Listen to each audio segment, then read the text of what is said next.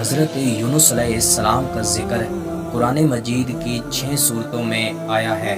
سورہ نساء، سورہ انعام، سورہ یونس، سورہ صفات، سورہ انبیاء اور سورہ قلم۔ ان میں پہلی 4 سورہ مبارکہ میں آپ علیہ السلام کا نام، باقی 2 میں ذوالنون اور آپ علیہ السلام کو مچھلی والا کہہ کر بھی پکارا گیا ہے، کیونکہ آپ علیہ السلام مچھلی کے پیٹ میں کئی دن تک رہے، اس لیے آپ علیہ السلام کو مچھلی والا کہہ کر پکارا گیا ہے۔ قرآن مجید کی 10ویں سورت آپ علیہ السلام کے نام پر ہے۔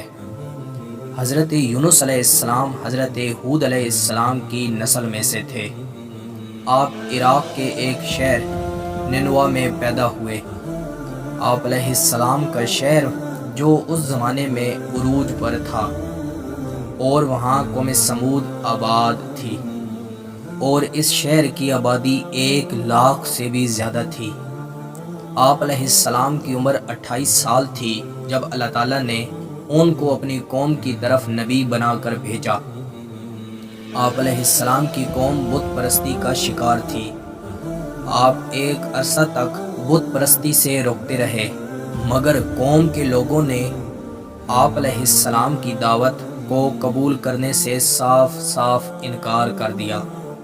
صرف یہ ہی نہیں بلکہ غرور و تکبر میں مبتلا ہو گئے۔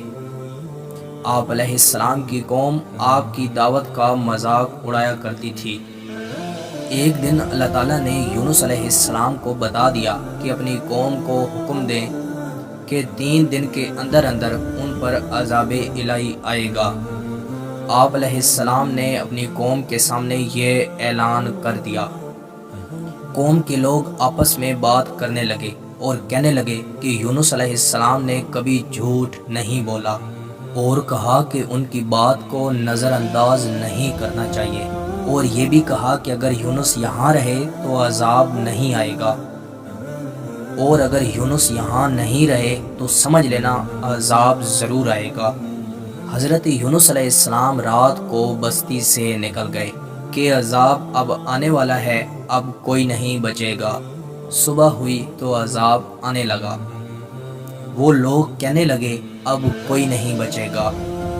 یہ دیکھ کر یونس علیہ السلام کو تلاش کرنے لگے کہ ان کے ہاتھ پر ایمان لے آتے ہیں اور توبہ کرتے ہیں۔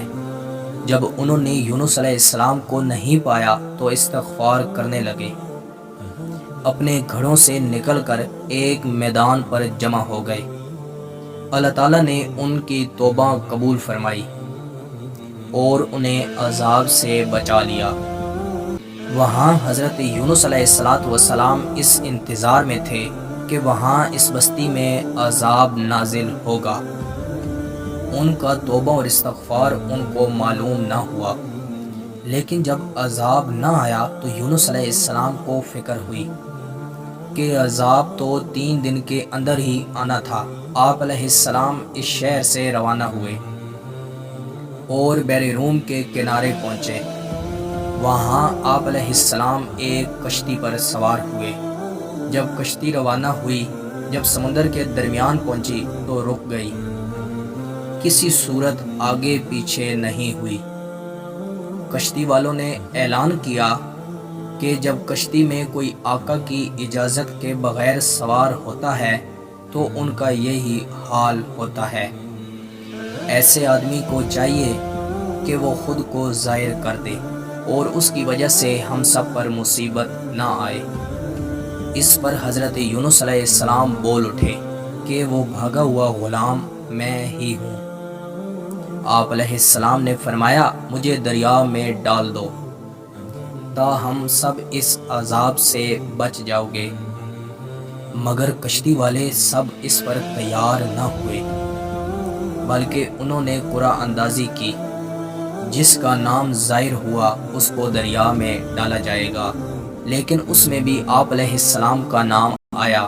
لوگوں کو اس پر بہت زیادہ تعجب ہوا اور کئی بار اس عمل کو ریپیٹ کیا گیا، مگر ہر بار آپ علیہ السلام کا نام ہی نکلا۔ سورہ صفات میں اس واقعہ کو بیان کیا گیا ہے۔ ایک طرف آپ علیہ السلام کو دریا میں ڈالا جا رہا تھا اور دوسری طرف ایک بہت بڑی مچھلی منہ کھولے کشتی کے پاس موجود تھی، جس کو اللہ تعالیٰ نے حکم دیا تھا کہ وہ اپنے پیٹ میں حضرت یونس علیہ السلام کو جگہ دے۔ حضرت یونس علیہ السلام جیسے ہی پانی میں گرے، مچھلی نے آپ کو اپنے پیٹ میں لے لیا۔ مشہور روایت یہی ہے کہ آپ وہاں 40 دن تک رہے، لیکن بعض نے 5 دن، بعض نے 6 دن اور بعض نے چند گھنٹے لکھے ہیں۔ اس حالت میں آپ علیہ السلام نے دعا فرمائی، لا الہ الا انت سبحانک انی کنت من الظالمین۔ اے اللہ، تیرے سوا کوئی معبود نہیں، تیری ذات پاک ہے، بے شک میں ہی قصوروار ہوں۔